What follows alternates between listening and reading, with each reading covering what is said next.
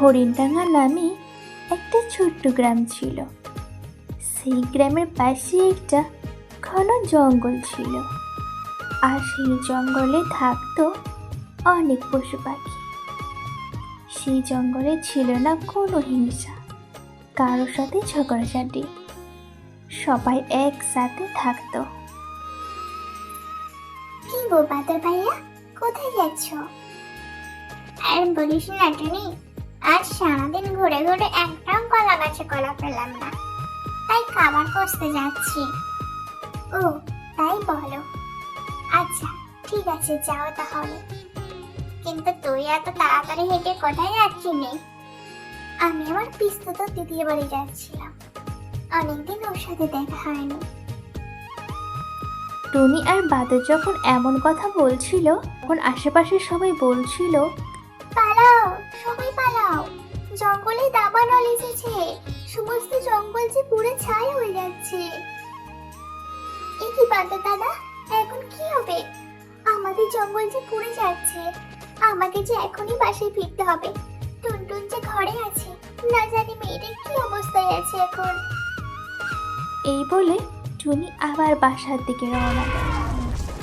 সবাই যে যার মতো এদিক ওদিক ছুটতে থাকে।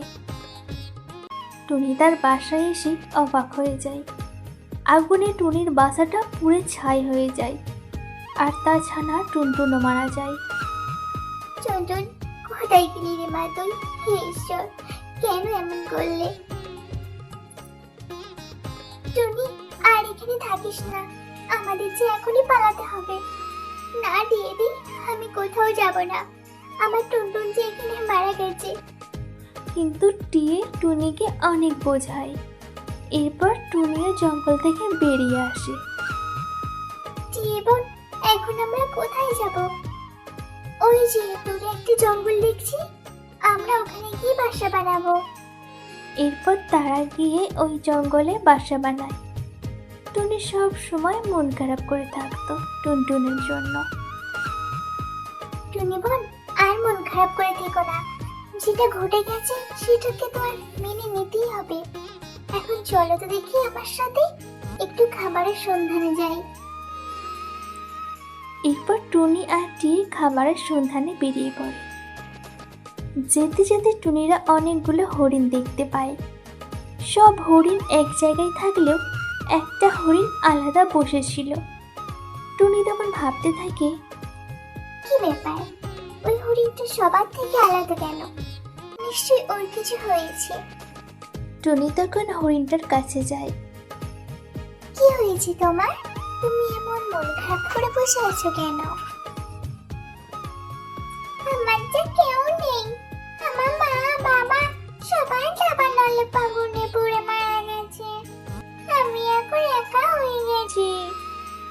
টুনি তখন মনে মনে ভাবে, আমারও তো টুনটুন নেই, এই হরিণ ছানারও মা বাবাও নেই, একে আমি আমার সন্তানের মতো করে বড় করব। হরিণ বাছা, আজ থেকে তুমিই আমার সন্তান, আর আমি তোমার মা। তুমি আমার সাথে থাকবে, আমি তোমাকে আমার সন্তানের মতোই ভালোবাসবো। কিন্তু টুনিমা, তুমি তো থাকো গাছের উপরে, আর আমি তো থাকি গাছের নিচে। তোকে এই নিয়ে একদম ভাবতে হবে না, আমি গাছের নিচেই বাসা বানাবো, আর আমরা একসাথে থাকবো। এরপর টুনি একটা বড় গাছ খুঁজে, আর সেই গাছের নিচে একটা ভালো বাড়ি বানায়। এরপর টুনি আর হরিণ সেখানে বাস করতে থাকে, আর টিয়ে থাকতো গাছের ডালে। এরপর টুনি সব কষ্ট ভুলে ওই হরিণ ছানাকে নিজের মতো করে বড় করতে থাকে।